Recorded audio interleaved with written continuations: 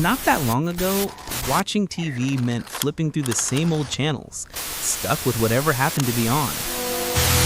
Remember this: endlessly flipping through channels, stuck with whatever was on. The power wasn't in your hands. Now we're drowning in choices, dozens of apps, endless subscriptions, and somehow still nothing to watch. Now the problem has totally flipped. We have too much choice. Juggling subscriptions, endless scrolling, but are we really in control? Behind it all is the quiet engine of a revolution, IPTV, the technology that pulled television onto the internet and set off a war for control of your screen.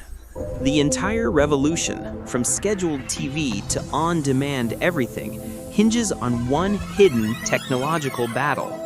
Have you ever stopped to think about how completely different watching TV is now compared to, say, 10 or 15 years ago?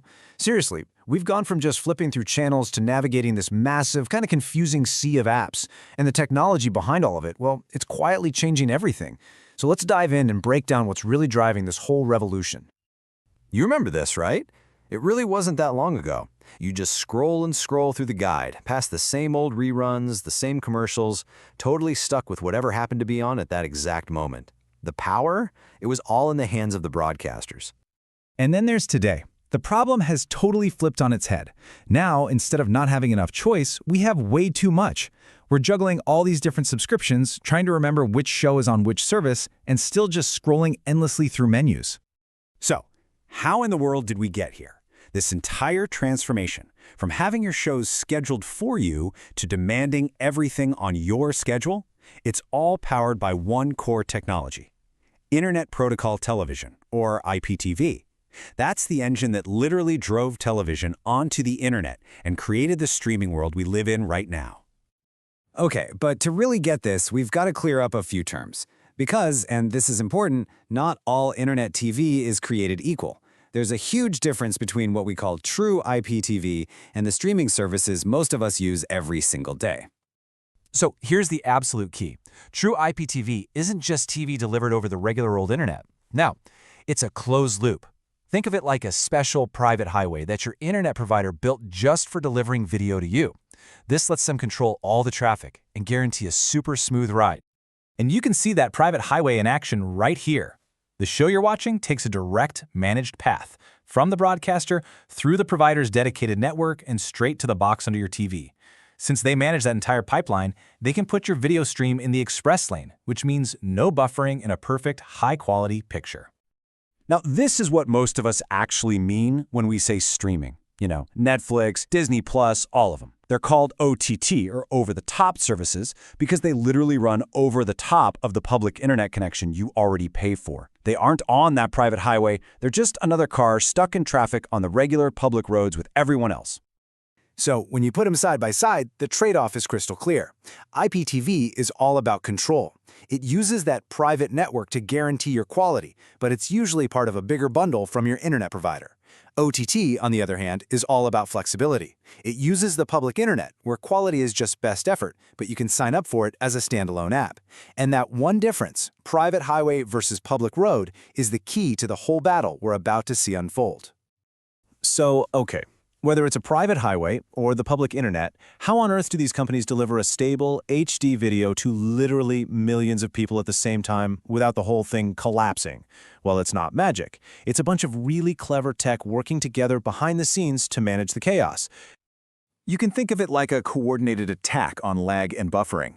First, CDNs act like local warehouses, storing a copy of the movie you want to watch in a server that's physically closer to you. Then, edge computing processes that data even closer to your home to cut down on delays. If your Wi-Fi suddenly gets slow, adaptive streaming is the hero that instantly and smartly lowers the video quality just a little bit so you don't see that dreaded buffering wheel. And watching over it all is load balancing, which is like a traffic cop, making sure no single server gets overloaded with requests. And the results of all this tech? They're pretty incredible. Just look at this simulation. Lag, or latency, gets cut by 2/3. Those annoying glitches you see when data gets lost, they practically vanish. But here's the number that really matters to you and me. Buffering events drop by a whopping 75%, and the system can handle twice as many people watching at once. This is the invisible engine that makes modern streaming possible. Now, this technology didn't just change how we watch TV. Oh no.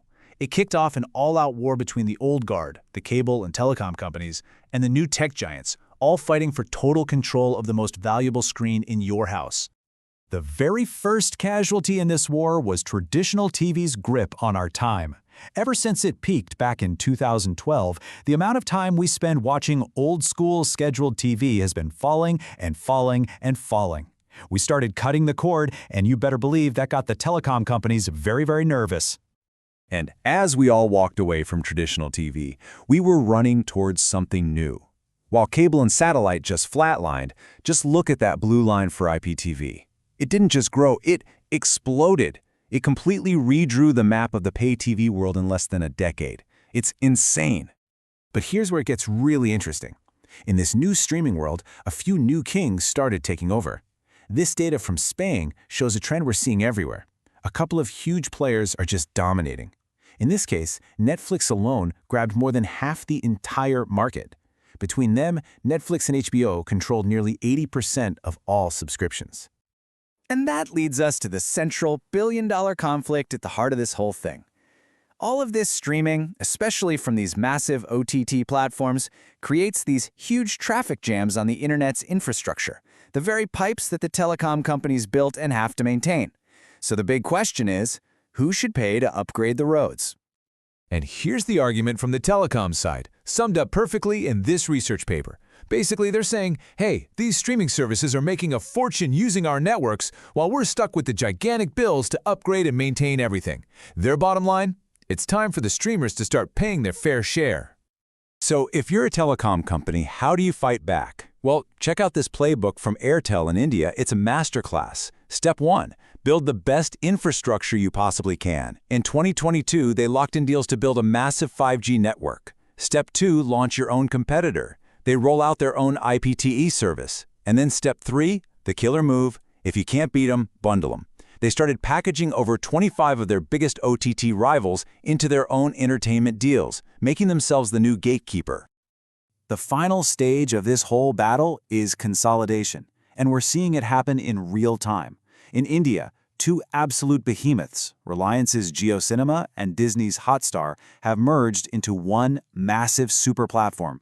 This one move puts the country's biggest sports leagues and Hollywood's biggest studios all under one roof. The giants are getting bigger. All right, so all this fighting, all these mergers, it's pushing TV technology forward at a crazy pace. So what does the near future of that screen in your living room actually look like?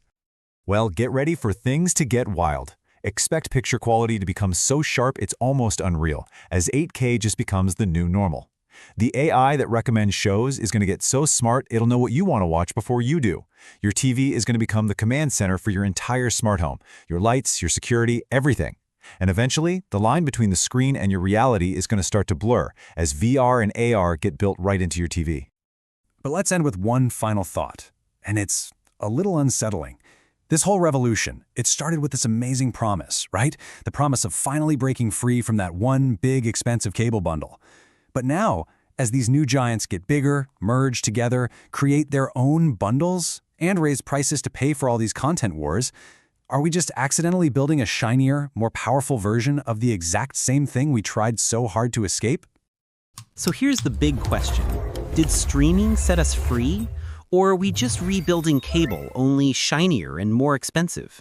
A battle between private highways and public roads, old giants and new kings. And it leaves us with one burning question. In our quest to escape the cable bundle, did we just build a better, smarter, but ultimately similar cage?